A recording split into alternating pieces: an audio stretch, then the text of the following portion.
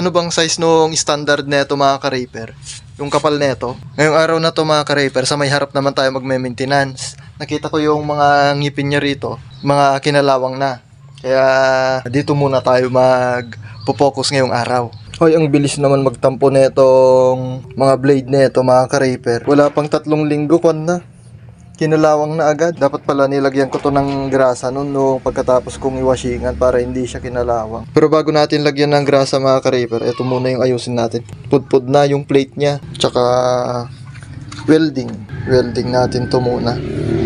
Ngayon, dito muna.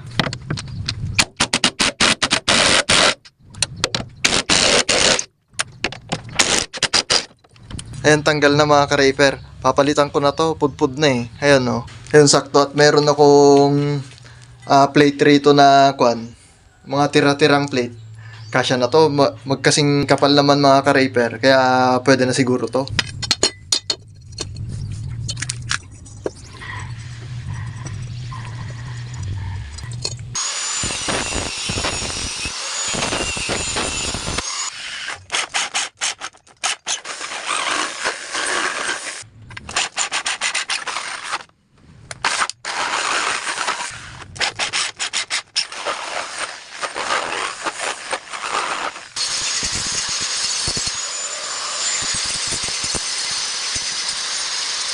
Ayan mga ka-reaper, tapos na.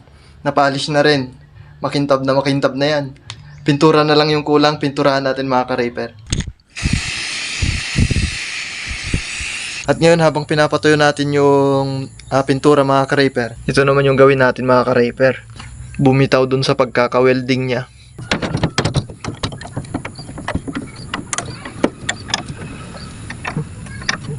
Gagamit tayo ng 308 na welding rod mga ka-reaper para dun sa pag-welding dun sa may stainless.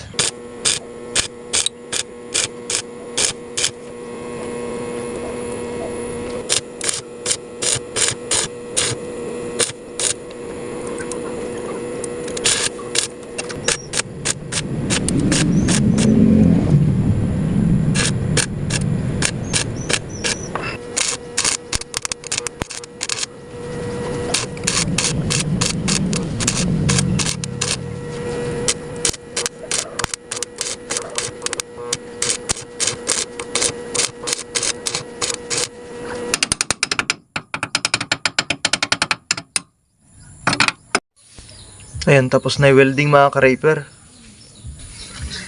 Pwede na mag-apply ng langis dito sa may mga blade niya at dito sa may screw niya para hindi tuloy ang mga lawang.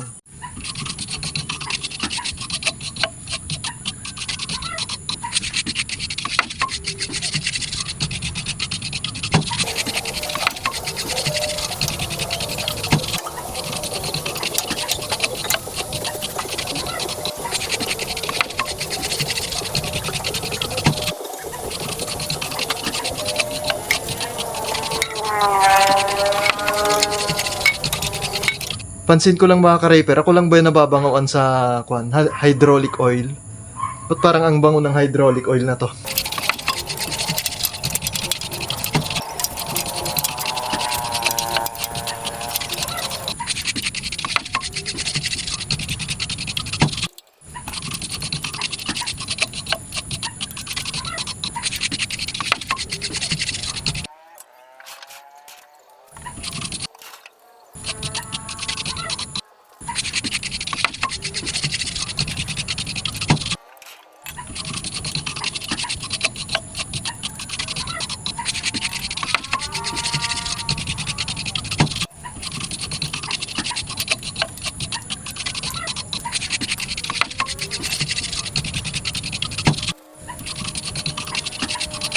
Ayan mga ka-reaper, na nalangisan na natin.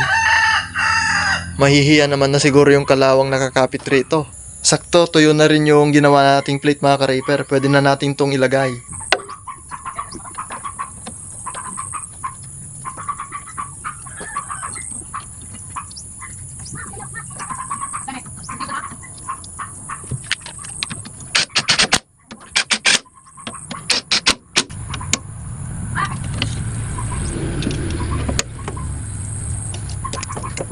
Ayan, okay na mga ka-Reaper. At yun lang para sa video ito mga ka-Reaper. Salamat sa panonood.